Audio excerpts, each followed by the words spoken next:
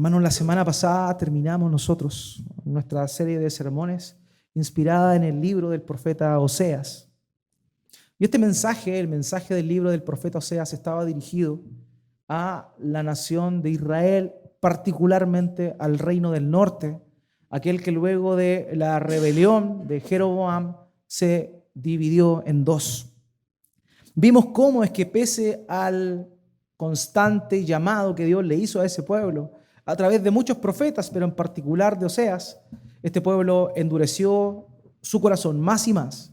Y aparte de endurecer su corazón, tapó sus oídos a la advertencia que Dios les hacía, que si no se volvían a Él, iban a ser destruidos. Tristemente fue lo que sucedió.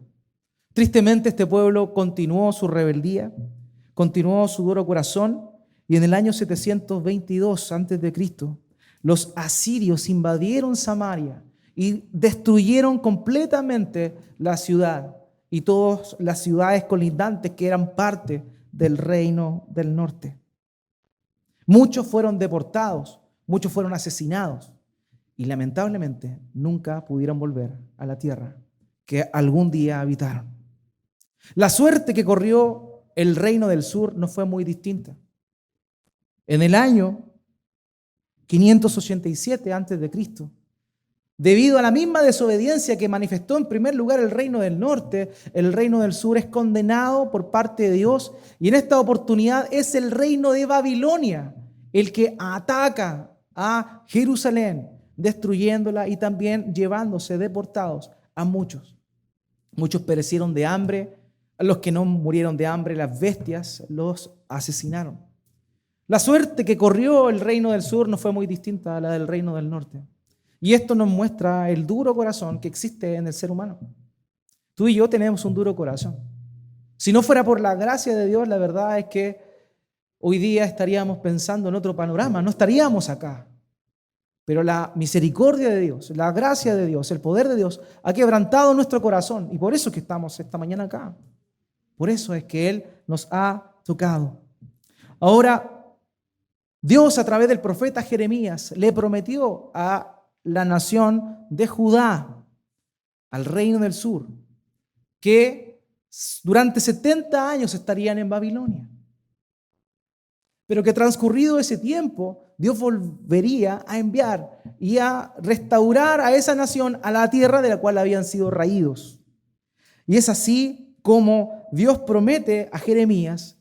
Y lo vimos hace un año y tanto atrás cuando tuvimos nuestra serie de sermones sobre el profeta Daniel, cómo es que Dios cumple y comienza el cumplimiento de esa promesa de los 70 años después de la vida de Daniel. En el tiempo de la vida de Daniel ya comienza a gestarse esto que finalmente terminaría siendo el retorno de los deportados, de los esparcidos, de los expatriados a la nación de Israel, particularmente el reino de Judá. La nación del norte nunca más volvió. Y los pocos que quedaron vivos de eso, finalmente se sumaron a la nación del sur.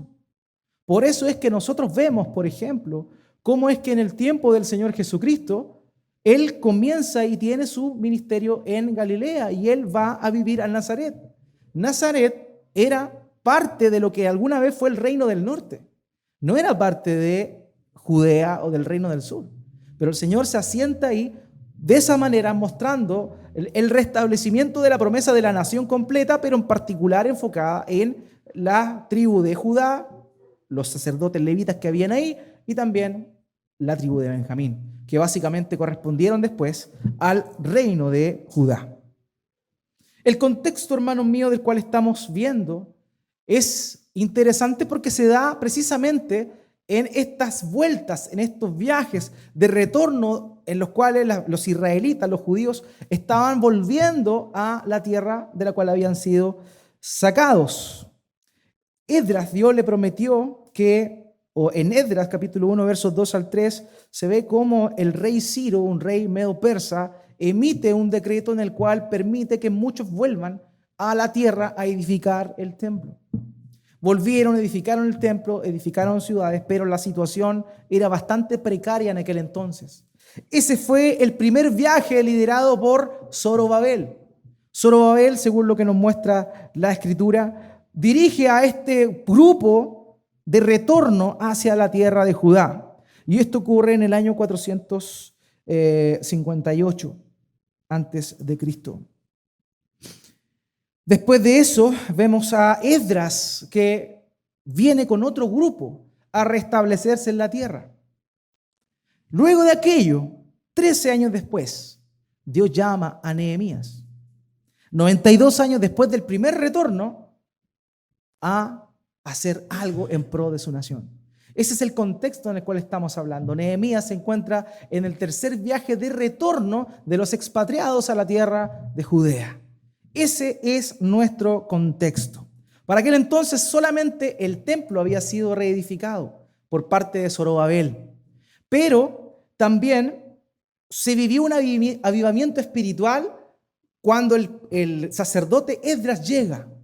Él llega y encuentra un rollo de la ley y comienza a mostrar al pueblo lo que Dios había dicho, había mandado.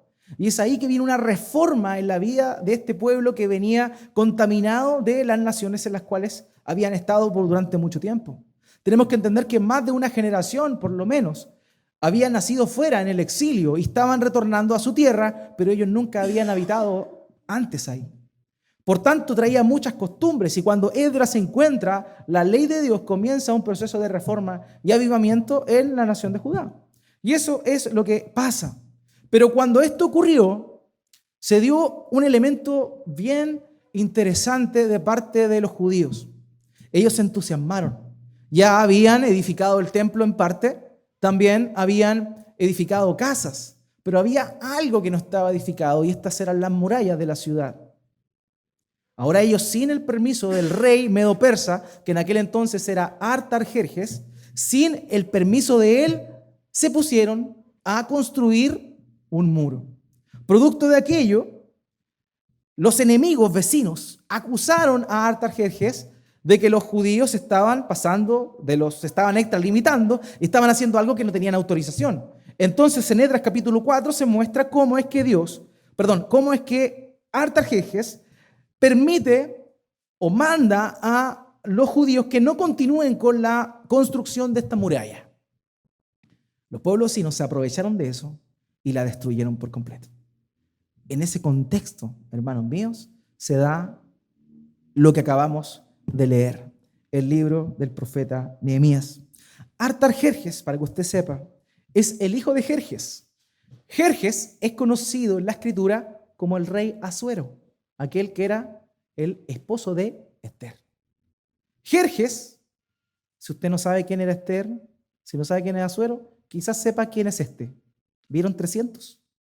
El rey medo-persa era Jerjes, el padre de Artajerjes. Entonces, vamos a ver cosas sobre este libro en primer lugar a modo introductorio para que sepamos de qué se trata básicamente esto. Este libro fue escrito por Nehemías. Recién en el capítulo 8 en adelante hay un cambio en la forma en la cual se da en la escritura. Nehemías comienza a escribir en tercera persona, pero durante los primeros 8 capítulos él habla en primera persona singular. Este libro se entiende como una biografía del profeta Nehemías. Por otro lado, la Biblia hebrea considera que Esdras y Nehemías son un solo libro. Eso es lo que considera la Biblia hebrea. La versión griega, Septuaginta, titula este libro Esdras Nehemías como un compendio de ambos libros y se le denomina Esdras B. Cuando ambos libros están combinados, se le denomina Esdras C. Cuando solamente están separados. Tiene una nomenclatura media extraña, pero básicamente es porque había, o dentro de la perspectiva hebrea, o también de la misma perspectiva griega, había una idea de que ambos textos, pese a que en el año en el cual se ubican, no están cronológicamente ligadas, pero sí históricamente están ligadas. Por eso es que relacionan tanto a Esdras y Nehemías. Por otro lado, la Vulgata Latina llama al libro de Nehemías como Esdras II. Algunos eruditos pensaron que Esdras, Nehemías y Crónicas habían sido compilados por la misma persona y que en realidad esto simplemente correspondía a una compilación de ciertos testimonios que estaban por ahí y que se le dio un orden. Estas personas pensaban eso por la forma común en la cual ambos libros, las Crónicas de los Reyes, Esdras y Nehemías, estaban escritos. Ahora, ¿quién era Nehemías? Su nombre, el nombre de Nehemías, significa consuelo de Jehová, o bien Jehová consuela. La verdad es que no sabemos más datos sobre este Nehemías. No sabemos de dónde era su familia. Probablemente este venía de la tribu de Judá. Lo único que sabemos de acuerdo al texto es que su padre se llamaba Jacalías, según lo que nos dice el pasaje ahí. Y también que tenía un hermano que llevaba por nombre Hanani. Aunque algunas personas dudan de que esa expresión, uno de mis hermanos, se refiera a que era un hermano de sangre, pero nosotros vamos a considerar que se está refiriendo a un hermano de sangre. ¿Qué sabemos más de él? Era un copero del rey, según lo que dice el último versículo, el versículo 11. Luego de haber dicho todo eso, él menciona que era copero del rey. Y vamos a estar viendo la razón por la cual también él menciona eso. Cuando comienza este relato, se encontraban en el mes de Quisleu. El mes de Quisleu corresponde al 9º mes judío, que nosotros lo podemos situar en nuestros calendarios entre mediados de noviembre y mediados de diciembre. Ese correspondería al mes de Quisleu, que es el 9º mes del calendario judío. Y dice que Nehemías se encontraba en la ciudad de Susa, y el pasaje menciona que esta era capital del reino. Ahora, un dato importante es que en rigor Susa era una de las capitales del reino medo-persa. La primera capital fue Babilonia, la segunda era Ecbatana, y la tercera capital del reino era precisamente Susa. Ecbatana era la capital del verano. Cuando estaba el verano, se movía el rey para tener un buen clima, ¿cierto? Iba a esa ciudad, a ese palacio que se encontraba en Ecbatana, y cuando era el invierno, los reyes de Media y Persia se iban a la ciudad de Susa. Entonces, comprendemos nosotros que se encontraban aquí en la época de invierno. Ahora, cuando nosotros vemos acá, vemos que él estaba en Susa, en esta capital, y que viene Hanani, su hermano, viene con hombres de Judá. Ahora, para que usted se haga una idea, sé que estos datos son un poco engorrosos de pronto, pero son necesarios porque vamos a poder comprender de mejor manera cómo se da esta situación. Aproximadamente el viaje entre Jerusalén, de donde venía Hanani y la caravana, hasta Susa eran aproximadamente 3.500 kilómetros. O sea, y en ese entonces, 3.500 kilómetros no se tomaba una tarifa cero, ni nada de eso. Se hacía a pie o, en el mejor de los casos, acompañado de un animal de carga. O sea, el viaje tiene que haber sido muy extenuante, no se sabe con precisión cuánto aproximadamente era el viaje, pero más de 3.500 kilómetros es lo que recorrieron ellos para llegar a Susa. Era un viaje muy largo. Pero cuando nosotros vemos esto, el pasaje nos muestra algo bien interesante, y es básicamente el tema del sermón de esta mañana, el corazón de Nehemías. Nehemías, cuando ve a su hermano y ve a esta comitiva de personas que venían, les pregunta por cómo están, no ellos, sino su pueblo. Su pueblo. Acompáñame al versículo 2, por favor. Dice que vino Hanani, uno de mis hermanos, con algunos varones de Judá, y les pregunté por los judíos que habían escapado, que habían quedado de la cautividad, y por Jerusalén. Entendamos esto. Nehemías muy probablemente nació en el exilio. Nehemías muy probablemente no había pisado Jerusalén. Sin embargo, su corazón estaba con su pueblo. Su corazón estaba con su nación. Y eso es algo que vamos a ir ahondando un poco más, pero como modo introductorio nos debe a nosotros llamar profundamente la atención. Profundamente la atención. El informe que le dan estos hombres, en el versículo 3 lo podemos ver, fíjese. Y me dijeron, el remanente, los que quedaron de la cautividad allí en la provincia, están en gran mal y afrenta. Y el muro de Jerusalén derribado y sus puertas quemados a fuego. Este hombre realmente le interesaba el estado en el cual se encontraba no tan solo sus hermanos judíos, sino también le interesaba cómo estaba la construcción, cómo estaba el pueblo, cómo estaba el muro, cómo estaba el templo. Y aquí ellos le dan, lamentablemente, el informe que el muro de Jerusalén se encontraba derribado. Ahora quiero hacer una salvedad o un detalle, hablar de un detalle sobre esto. En realidad, más que derribado, la palabra hebrea nos hace alusión a que estaba con brechas. O sea, no estaba completamente en el suelo el muro, sino que habían partes que estaban construidas, pero que habían muchos hoyos en el muro que había que tapar y que había que reconstruir. Esa es como la idea de las cosas que le muestran estos hombres, en particular su hermano a Nehemías. Y dice que las puertas de la ciudad estaban quemadas a fuego, como les decía, probablemente por esta revuelta que hubo, por el hecho de que ellos comenzaron la construcción de la muralla sin haberle pedido permiso al rey. Entonces, eso era lo que estaba ocurriendo ahí. Pero ahora nosotros nos encontramos con el corazón derramado de Nehemías, preocupado por su pueblo. Ahora él va a comenzar a luchar por servir al pueblo, a su pueblo, del cual probablemente no tenía mucho apego, pero que él, así como en lo práctico, pero que sí su corazón estaba completamente apegado a ellos. Por eso, hermanos míos, que vamos a ver esta mañana este sermón que se titula De rodillas. ¿Por qué? Porque vemos en Nehemías un hombre que está dispuesto. ¿Para qué? Para que el reino de Dios sea establecido. El pueblo de Dios, la ciudad de Jerusalén, representaba el reino de Dios. Y lo que él quería ver era ese reino restablecido conforme a las promesas que Dios había dado antaño. Entonces el corazón de Nehemías estaba puesto en eso, en el reino de Dios.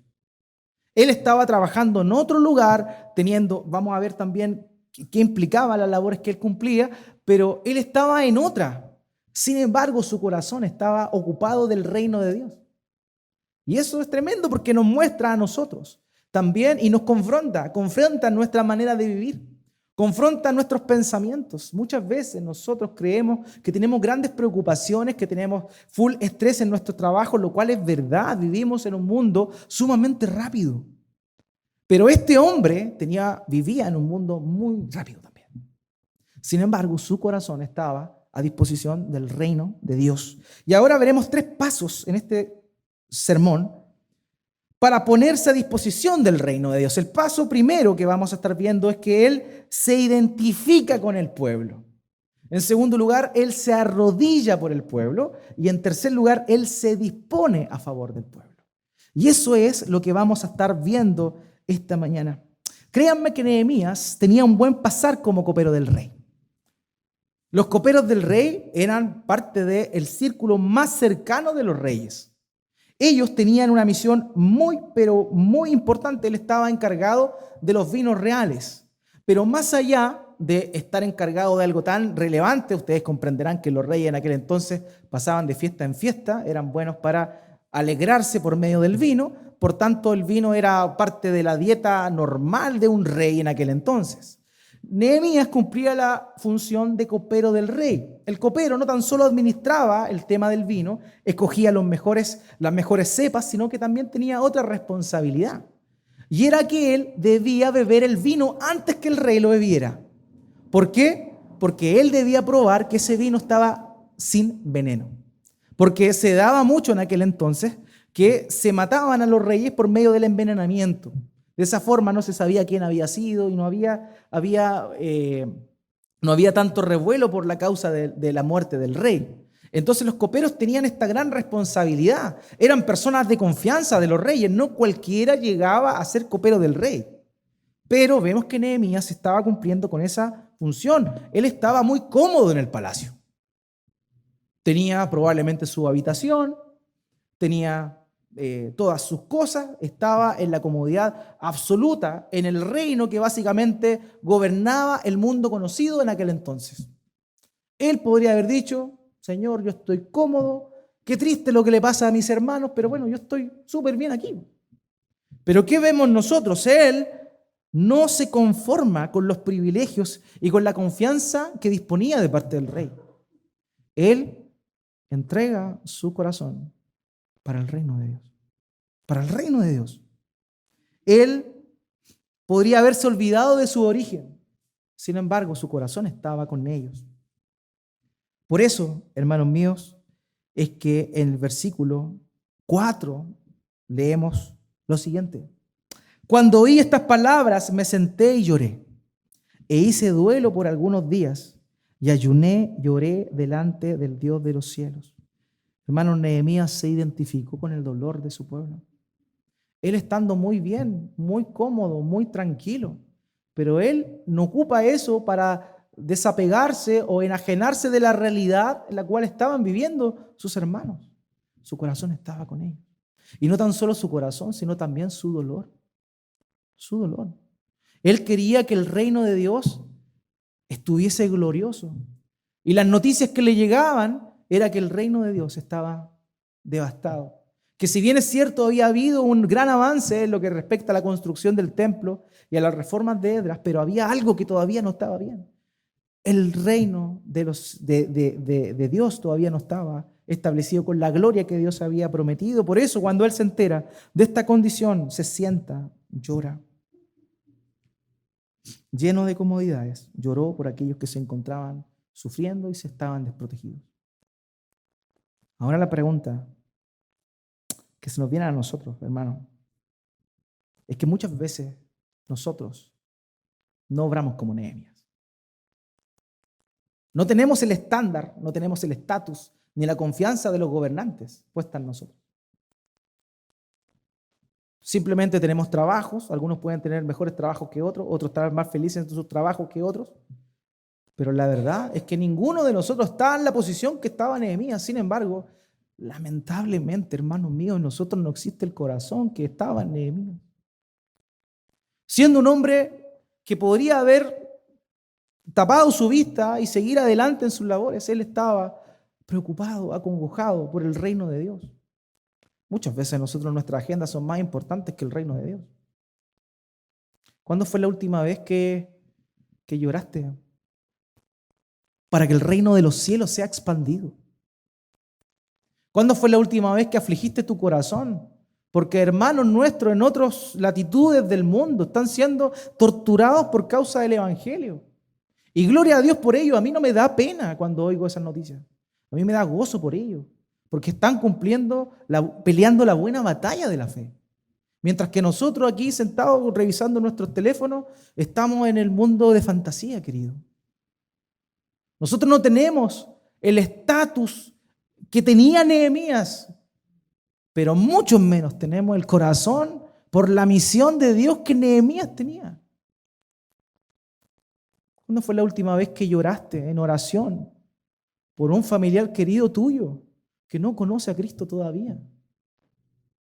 Este hombre lloró. Este hombre se acongojó. Su congoja era tal que ayunaba, se abstenía de comer. Dice el verso 4, cuando oí estas palabras, me senté y lloré e hice duelo por algunos días. El texto hebreo ahí no dice algunos días, dice días solamente. Algunos días nos da la noción de que fueron algunos cuantos días simplemente. Mientras que lo que dice acá es que fueron varios días los que probablemente estuvo él acongojado por esa situación. Hermano, ¿cuándo tú te detuviste a pensar en eso? ¿Cuándo yo me detuve a pensar en eso? Vivimos nuestra comodidad, sí, perfecto. Venimos a la iglesia, aprendemos de la palabra de Dios, nos gozamos los unos de los otros y el reino de Dios afuera, ¿qué? No nos importa, hermano. La gente todos los días se muere sin escuchar de Cristo y tú estás ahí sentado haciendo nada. Yo estoy sentado haciendo nada. Con Oseas fuimos confrontados a analizar nuestro corazón y ver realmente si somos creyentes, ¿cierto? Pero Nehemías nos va a llevar a nosotros a tener un corazón por la misión de Dios. El corazón que Dios puso en él. Hermanos, necesitamos con urgencia tener un corazón que piensa en el reino de Dios. Que no importando nuestra agenda, no importando nuestras preocupaciones, que su corazón esté puesto con oración, ayuno, ruego para que el reino de los cielos sea expandido. Pero lamentablemente eso no es así. Eso no es así. Y nos conformamos con tan poco. Y el mundo se pierde porque nadie le predica. Hermanos, Dios es soberano. Dios salva a quien quiere. Dios reprueba a quien quiere. La palabra de Dios dice eso. Pero Dios determinó el fin de las personas. Pero ¿sabes una cosa? Dios también determinó el medio. Y el medio para que esas personas se salven es su pueblo, es su iglesia. Nosotros somos los llamados a predicar el evangelio. No es que Dios esté atado de manos, de ninguna manera, Dios obra. Pero ¿sabes qué? Dios obra por medio de su iglesia. Por eso nos dio el Señor Jesucristo la gran comisión. ¿Por qué es comisión? Porque la misión es de Dios. Y nosotros estamos comisionados junto con Dios a predicar el evangelio a toda criatura, como dice en Marcos capítulo 16, versículo 16. Hermanos, ¿nuestro corazón es como el de Nehemías? La verdad es que no. La verdad es que no. Estamos más preocupados de otras cosas que de la verdadera y genuina necesidad que existe. Hermano, ¿te preocupa que más del 40% del mundo nunca ha oído de Jesucristo? Nosotros vivimos en Occidente y aquí uno nace e incluso en algunos casos conoce a la iglesia evangélica o en algunos casos conoce al catolicismo romano. Aquí nosotros nacemos con eso, pero hay otros lugares del mundo, más del 40% del mundo nunca ha escuchado de Cristo. ¿Te preocupa eso siquiera? ¿Te llama la atención? ¿Está tu corazón puesto en eso, siquiera en oración? Eso es lo primero que hace Él. Él se identifica con el dolor de su pueblo. Nosotros no nos identificamos con el dolor del perdido. Nosotros anduvimos errantes. Nosotros éramos desobedientes. Nosotros estábamos muertos en nuestros delitos y pecados. Pero un día el Señor salió a nuestro encuentro, nos salvó, nos limpió y el día de hoy nos está santificando. Y al principio, cuando conocimos el evangelio, andábamos fervorosos compartiendo aquella fe que nos había salvado. Pero el día de hoy, ¿qué pasa después de los años? ¿Tienes el mismo fervor? ¿Tienes el mismo amor por el reino de Dios para que el reino de Dios se establezca? La verdad es que no. Ni siquiera la iglesia de Éfeso, de acuerdo a lo que nos cuenta el libro de Apocalipsis, una iglesia poderosa, fundada por el apóstol Pablo, pastoreada por el mismo apóstol Juan. Ni siquiera esa iglesia mantenía su fidelidad plena y había perdido su primer amor. Hermanos, es necesario que ese amor por la misión de Dios esté constantemente en nuestro corazón y que suframos por aquellos que sufren, que suframos por aquellos que en su rebeldía se van a perder en una eternidad en el lago de fuego y azufre. Eso es lo que va a pasar. Y nosotros, cruzados de brazos, conversando de fútbol, conversando de trabajo y nunca mostrando a aquel que nos salvó y que le puede dar salvación a ellos.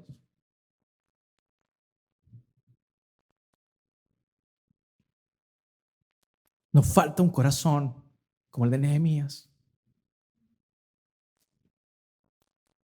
Lo primero que nosotros debemos hacer es identificarnos con el destino que van a tener estas personas si no conocen a Cristo. Pero Nehemías no se quedó ahí, simplemente con sentir empatía, simplemente con identificarse con ellos. Lo segundo que hizo Nehemías fue orar. Y esto era algo mucho más allá de sentir el dolor. Porque yo puedo sentir el dolor del otro. Pero eso muchas veces no me motiva a mí a orar por esas personas. A orar por aquellos que se encuentran en esa necesidad. Y en esto, hermanos míos, Nehemías nos da una verdadera cátedra sobre la oración. El Señor Jesucristo enseñó a orar, ¿cierto?, en el Nuevo Testamento. Es Nehemías quien nos enseña a orar en el Antiguo Testamento. No hay una oración o una forma de oración más completa y paralela al modelo de oración que nos enseñó el Señor Jesucristo, que es la oración de Nehemías. Él muestra cómo se debe orar y eso es tremendo, hermano, porque nos va a ayudar a nosotros a comprender de mejor manera cómo es que debemos orar en favor del reino de Dios. Ahora, cuando nosotros vemos, queridos, esto, cuando nosotros vemos que él tenía tiempos prolongados de oración, de acuerdo al versículo 6, dice que él clamaba de día y de noche por ello. De día y de noche oraba por el pueblo que estaba pasando afrenta. Esa era su forma de orar constantemente. Pero también cuando analizamos las cosas que él dice en su oración, vemos el tremendo conocimiento de Dios que este hombre tenía. Fíjese, nació en el exilio. En aquel entonces no habían Biblias como el día de hoy, que tenemos Biblia con apunte, Biblias de estudio, Biblias de bolsillo. No había nada de eso. Sin embargo, este hombre, Nehemías, era un hombre de la palabra de Dios. Y en su oración nosotros vemos cómo él conocía la palabra de Dios. Él llama al Señor por su nombre. Le llama Jehová. Y ese es el nombre con el cual Dios se reveló en Éxodo capítulo 3. Él dice también que Dios es grande y temible, y eso lo dice basado en Deuteronomio capítulo 7, versículo 21, y en Deuteronomio capítulo 10, versículo 17. Él le dice a Dios que Él guarda su pacto y su misericordia a los que le aman y guardan su palabra, lo cual aparece en Deuteronomio capítulo 7, versículo 9. Hermano, este hombre conocía la Escritura y su oración estaba empapada de la Biblia, de una comunión con Dios, pero esa comunión basada ¿en qué? En un conocimiento místico. Por cierto, él oraba, pero su oración estaba fundamentada en la palabra de Dios. No hay ninguna frase que no diga Nehemías que no esté en la palabra de Dios. Él recuerda todas las promesas que Dios había hecho. Por tanto, queridos, esto nos muestra a nosotros que si nosotros estamos y no sabemos qué orar es porque no conocemos la palabra de Dios ni al Dios de la palabra. Porque la Biblia nos muestra cómo Dios es grande, Dios es temible. Cuando oras, Dios, tú eres grande, Dios eres temible. Porque su palabra manifiesta que Él es así. Pero si no conoces la palabra, evidentemente tu vida de oración va a ser flaquísima, raquítica. La vida de Nehemías estaba en función a la oración y a la palabra. Te aseguro que él tenía una agenda más difícil que la tuya. Te lo aseguro. Te lo aseguro. Sin embargo, era un hombre que conocía la palabra de Dios y era un hombre que oraba fervientemente día y noche para que el reino de Dios se estableciera. Eso nos muestra, hermanos míos, que él se daba el tiempo, sea como fuese su día, para orar, buscar al Señor y para escudriñar la palabra de Dios. El Dios que él conoce, el Dios al cual él apela, es el Dios de las Escrituras. Eso es lo primero que nosotros vemos aquí de parte de Nehemías. Él nos muestra cómo es que se debe orar. Él nos muestra también que lo primero que debe componer una oración es la alabanza. De la misma manera que el Señor Jesucristo dice, Padre nuestro que estás en los cielos, santificado sea tu nombre, Nehemías nos muestra que su oración comenzaba con exaltación, comenzaba con alabanzas a Dios. Él comenzaba diciendo que Dios era grande, temible, que era fiel, que guardaba su pacto, que era el Dios de los cielos y que su nombre era Jehová. Este era un hombre que alababa a Dios. Y ese es el primer elemento de la oración de Nehemías. El segundo elemento, queridos, es la confesión de sus pecados. Algo que también el Señor Jesucristo nos muestra en la oración modelo titulada El Padre Nuestro, como comúnmente se le conoce. Ahora bien, casi 100 años antes de Nehemías, Daniel también había orado a Dios. Y en su oración a Dios para el cumplimiento de esta promesa, él también había reconocido los pecados de su persona y los pecados del pueblo como si fueran una sola cosa. Y vemos el corazón de Daniel ahí en Daniel capítulo 9, versos 4 al 6. Vemos cómo él Le dice, Dios, nosotros hemos pecado contra ti. Él no se aparta del pecado del pueblo. Él no estaba vivo, Daniel no estaba vivo cuando el pueblo pecó. Nehemías no estaba vivo cuando el pueblo pecó. Sin embargo, ellos muestran una identificación con el pecado del pueblo. Ellos dicen, nosotros pecamos. Fuimos nosotros los que hemos pecado. Yo pequé, mis padres pecamos. Y por causa de nuestro pecado nos ha sobrevenido esto. Hay un reconocimiento de eso. Y eso también nos muestra, queridos, cómo debe ser nuestra oración. En primer lugar, la alabanza. En segundo lugar, la confesión de nuestros pecados. Parte fundamental de nuestra oración. Ahora, gracias. El tercer elemento que nosotros vemos aquí, lo podemos contemplar. Versículo 6. Fíjese, acompáñame por favor. Dice, esté atento tu oído y abiertos tus ojos para oír la oración de tu siervo, que hago ahora delante de ti día y noche, por los hijos de Israel, tus siervos, y confieso los pecados de los hijos de Israel que hemos cometido contra ti. Sí, yo y la casa de mi padre hemos cometido. ¿Saben qué? Hay una frase que dijo un autor que a mí me produce algo. Y es una gran verdad. Este autor dijo que Dios está más dispuesto a perdonar nuestros pecados que nosotros a confesarlos. Eso es verdad. Dios está siempre llamándonos a Él, llamándonos al arrepentimiento. Sin embargo, nosotros muchas veces tenemos miedo de confesar nuestros pecados. La Escritura dice que aquel que confiese su pecado y los deja será prosperado. Lo dice el proverbio. El que encubre su pecado no prosperará. Pero nosotros no somos ávidos a confesar nuestros pecados delante de Dios. Hermanos, es necesario que en nuestra oración confesemos nuestros pecados. ¿Dios los conoce? Sí, Dios los conoce.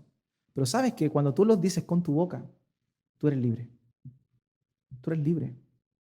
Tú lo soltaste, tú lo entregaste a Dios. Pero cuando tú te callas tus pecados y no los confiesas, todavía estás amarrado a ellos. Y la verdad, eso demuestra que no los quieres soltar. La confesión es parte importantísima también de la oración. Ahora, el tercer elemento que vemos en la oración de Nehemías, ahora sí el tercer elemento, es la apelación a la misericordia y a la fidelidad de Dios. Y esto lo encontramos en el versículo 8 y 9. Fíjese, dice, acuérdate ahora de la palabra que diste a Moisés tu siervo, diciendo, si vosotros pecareis, yo os dispersaré por los pueblos. Pero si volviereis a mí y guardareis mis mandamientos y los pusiereis por obra, aunque vuestra dispersión fuere hasta el extremo de los cielos, de allí os recogeré y os traeré al lugar que escogí para hacer habitar allí mi nombre. Nehemías está citando la promesa de Dios, apelando a la misericordia de Dios. Eso también es parte de nuestra oración. Alabanza a Dios, confesión de pecados y de buscar, requerir la gracia que viene de parte de Dios porque Él prometió darnos esa gracia. Lo que dijo Nehemías no nació de su corazón, era lo que Dios había prometido antiguamente en Levítico capítulo 26, versículo 40 al 42. Dios les dice esto por medio de Moisés: y confesarán su iniquidad y la iniquidad de sus padres por su prevaricación con que prevaricaron contra mí, y también porque anduvieron conmigo en oposición. Yo también habré andado en contra de ellos y los habré hecho entrar en la tierra de sus enemigos. Y entonces se humillará su corazón incircunciso y reconocerán su pecado. Entonces yo me acordaré de mi pacto con Jacob y asimismo de mi pacto con Isaac, y también de mi pacto con Abraham me acordaré y haré memoria de la tierra. Nehemías está apelando a la compasión y misericordia que Dios había dicho que iba a tener cuando su pueblo se arrepintiera. Por eso le digo, este era un hombre que conocía a Dios. Un hombre, fíjese en esto, un hombre preocupado del reino de Dios es un hombre que conoce a su Dios. Conoce quién es Él por medio de sus perfecciones, sus beatitudes, sus atributos. Es un hombre que confiesa su pecado porque sabe quién es Dios y quién es Él. Y es un hombre o una mujer que apela a la misericordia y a la fidelidad de Dios. ¿Saben por qué? Porque si Dios lo prometió, Dios lo va a hacer. Porque Él es inmutable. Él no cambia. Y si Él dijo, si mi pueblo se humillare y se arrepintiere, yo me volveré a ellos. Y eso es a lo que apela Nehemías. Entonces vemos en primer lugar que Él se identifica con el dolor del pueblo. En segundo lugar, que Él se arrodilla e intercede por el pueblo. Pero lo tercero que vemos acá, hermanos míos, que hace Nehemías es disponerse. A él no le bastaba solamente con sentir el dolor que probablemente estaban sintiendo estos hermanos de sangre, estos parientes en Judea. Él no tan solo se conformó con sentir ese dolor y orar por ellos, sino que él también se dispuso a hacer algo. Estando en el palacio, sirviendo al rey Artajerjes. Él quería hacer algo en favor de su pueblo. Y aquí nosotros vemos esto tremendo. Fíjese en el versículo 11. Te ruego, oh Jehová, esté ahora atento tu oído a la oración de tu siervo y a la oración de tus siervos, quienes desean reverenciar tu nombre, y concede ahora buen éxito a tu siervo. Y dale gracia delante de aquel varón, porque yo servía de copero al rey. Nehemías tenía un plan. Él no tan solo empatizaba con ellos, él no tan solo oraba por ellos, él también iba a ir por ellos. Y eso también nos muestra cómo debe ser nuestro corazón, querido. Por amor al reino de Dios, por amor a la misión de Dios. Hermano, siente el dolor de aquel que está sin Cristo. Hermano, ora por aquel que está sin Cristo. Hermano, anda a llamar y a servir a aquel que está sin Cristo. Eso es lo que aprendemos de Nehemías, de su proactividad. Él tenía un plan y le ruega a Dios que le dé gracia para poder encontrar el favor a los ojos del rey. Los reyes eran conocidos por sus caprichos, por ser personas totalmente lunáticas, en el sentido de que dependía cómo estaba el día, era de acuerdo a la forma en que resolvían los asuntos. Si un día despertó con el pie izquierdo, como lo decimos nosotros acá, el rey estaba enfurecido y pasaba algo malo, mátenlo a todos. Eso era lo que pasaba. Pero también, si el rey estaba con buena disposición, ¿qué era lo que ocurría? Todo bien. Entonces, Nehemías ruega a Dios la gracia, y la palabra gracia ahí no es una buena o correcta traducción, más bien se refiere a la misericordia. O sea, él pide que él pueda, ante los ojos de Artajerjes, pueda ser objeto de la misericordia del rey para que le permita realizar el plan que él quiere llevar a cabo. Entonces vemos cómo él busca a Dios y busca este favor de parte del rey. Y es ahí donde él va a dar una propuesta para solucionar el problema de su pueblo. Así que ya sabemos, hermanos míos, hoy vivimos un tiempo súper difícil. Un tiempo donde estamos siendo atacados por todos los flancos. Hay un ataque sobre el modelo de Dios en nuestras escuelas, en nuestros colegios, en nuestras universidades. Quieren imponernos cosas que están en contra del modelo de Dios. ¿Qué vas a hacer tú? ¿Vas a quedarte ahí impávido? ¿O vas a dolerte? ¿Vas a arrodillarte? ¿Y vas a disponerte? Esa es la pregunta que tenemos que hacernos el día de hoy nosotros. Hermanos, nosotros estamos llamados a la acción. El cristiano no es tan solo aquel que vive una vida espiritual hacia adentro, sino aquel que la vive hacia afuera. Ese es el creyente genuino. Es aquel que su vida de fe se traduce en y repercute en las personas que le rodean. ¿Eso está pasando contigo? ¿Te identificas con las personas que están pasando necesidad? ¿Oras por ellas y haces algo? La verdad es que no. Pero ese mismo corazón es el que, por ejemplo, tuvo William Wilberforce, un hombre cristiano que luchó para abolir la esclavitud en Inglaterra. Ese mismo anhelo de sentirse, ponerse en el lugar del otro, interceder por el otro y no tan solo quedarse así, sino que hacer algo fue lo que llevó a una mujer como Elizabeth Fry a poder acoger a niños desamparados que iban a morir sin conocer a Cristo. Motívate a hacer algo. No te quedes solamente en el dolor y la oración.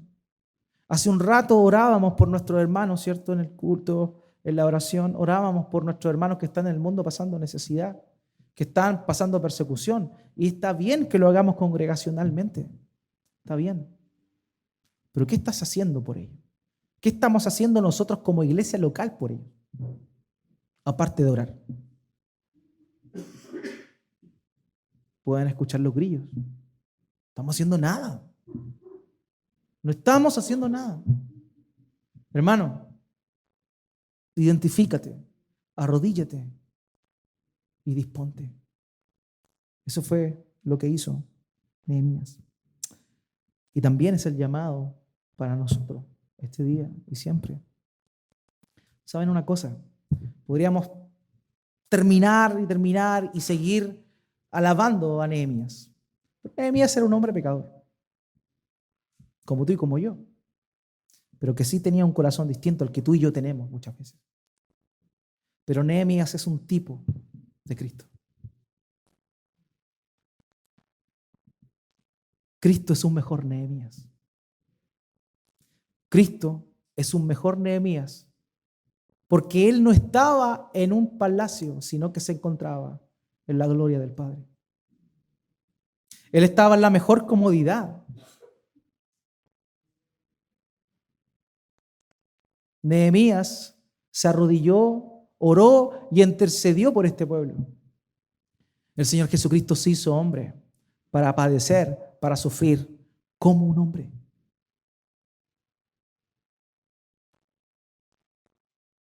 Nehemías se dispuso a ir a Jerusalén, a obrar en favor del reino de Dios. El Señor Jesucristo se vistió de humanidad, se humilló, tomando forma de siervo, hecho semejante a los hombres, para cargar la cruz en tu lugar y el mío.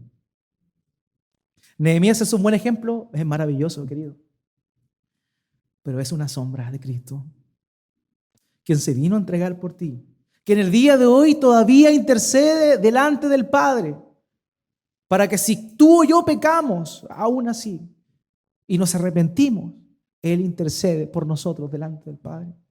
Él continúa intercediendo. Él entiende nuestras tentaciones porque fue tentado en todo conforme a nuestra semejanza, pero sin pecado. Él se dispuso a venir a este mundo a cargar y llevar sobre sí la paga del pecado que a ti y a mí nos correspondía. Ese es el corazón que debemos tener. Es a ese a quien debemos seguir. Hermano mío, que Dios ponga en nosotros un fervor, un amor, una pasión por su reino. Y que esto se traduzca en esto que estamos viendo ahora. Que tengamos un corazón misionero, donde Dios nos ha puesto, con las personas que Dios nos ha puesto. Y que podamos ayudar, sabiendo que Dios es quien hace la obra, pero Él nos usa a nosotros para poder formar y ir creciendo y estableciendo más y más su reino aquí en esta tierra. Hermanos, dispongamos nuestro corazón como Nehemías, pero mejor que Nehemías, seamos como nuestro Señor Jesucristo,